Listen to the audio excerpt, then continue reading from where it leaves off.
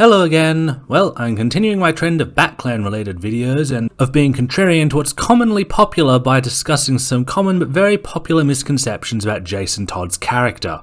For reference, while I'll only be discussing post-crisis Jason, I do feel it's important to note that barring the acrobat backstory, basically everything about him was folded into Crime Alley Jason. So let's get the ball rolling on Jason Todd, the second Robin, the founder of the Dead Robin Society, and Red Hood with point 1. Jason's death was not his fault. Sounds like a weird thing to need to say, but a common trend in DC at the time, and for Jason on going forward, was character blaming themselves for things done to them, or other characters blaming them for being the victims of crimes. This was especially common for Jason Todd though, and while it's a rather unpleasant trope in general, it's downright painful when applied to a 15-year-old because for the uninitiated and unfamiliar, Jason was in Ethiopia having tracked down his birth mother alongside Bruce. She told a rather compelling sob story about not having wanted to give him up, and he was very sympathetic. He saw the Joker extorting her, but waited until she was alone to offer an evac. She didn't believe he could help her, so he showed her that he was Robin, and then she lied, said the Joker had left, led him into the warehouse, and when he tried to get away after the Joker revealed himself, she pulled a gun on him.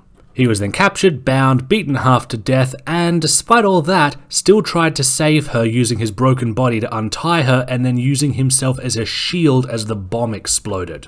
It was easily one of the most blameless deaths in comics, but it was quickly reframed as Jason being reckless, arrogant, or otherwise determined to disobey Bruce, in the words of Alfred. This was mostly done for two reasons, the first of which was to more or less avoid Bruce being blamed for Jason's death for reasons, I guess. I've never been wholly clear why everyone's so convinced they need to tell Bruce that it's not his fault this happened when, he wasn't there, had no reason to think Jason would be in danger, and yeah, really, he can't really have this one put on his shoulders.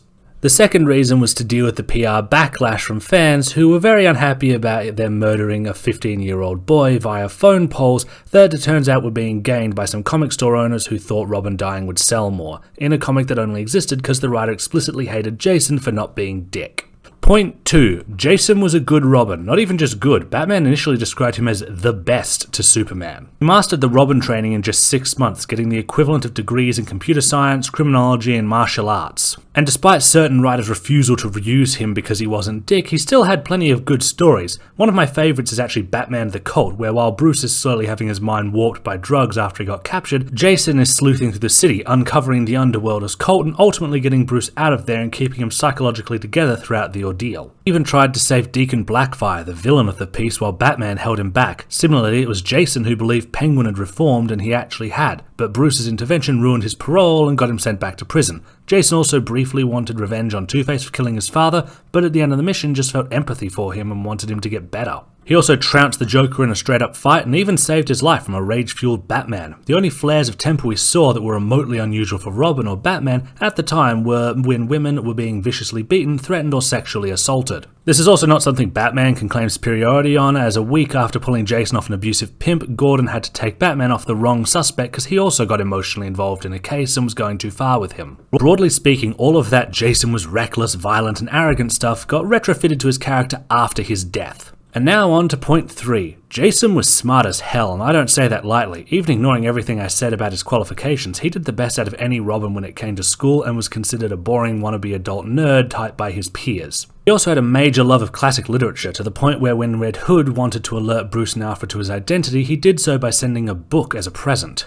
When he first came back from the dead as a 15-year-old, he was able to orchestrate a weapons deal between Penguin and gun buyers despite having no ties to either group, and then sneak up on the Batmobile so that he could place a bomb beneath it. Side note, I don't particularly like the Jason tried to kill Bruce thing from Lost Days, or one other thing in Lost Days, but I do enjoy Smart Jason. When he finally came back to Gotham as Red Hood, he basically played both Bruce and Black Mask like moderately expensive kazoos. He straight up won his first fight with Bruce, who had to go and improve his gear just to fight Jason. And even then, Jason was all torn up by dad feels at the time. Even then, he only lost because he intentionally set up a situation to make himself vulnerable to force Bruce to kill the Joker or him. This wasn't seen much later. Jason's character quickly devolved into angry guy with pistols, despite the fact he usually used a Chris or Gatling guns that he set up as traps. But there was a Green Arrow crossover where, when annoyed by Bruce interfering in his work, Jason threw together a plan that separated Batman, Green Arrow, and the new Speedy. After having checkmated the local villain Brick, he coached the guy on how to defeat Batman, and it was so effective that if Brick hadn't spent time monologuing, he might have killed Bruce.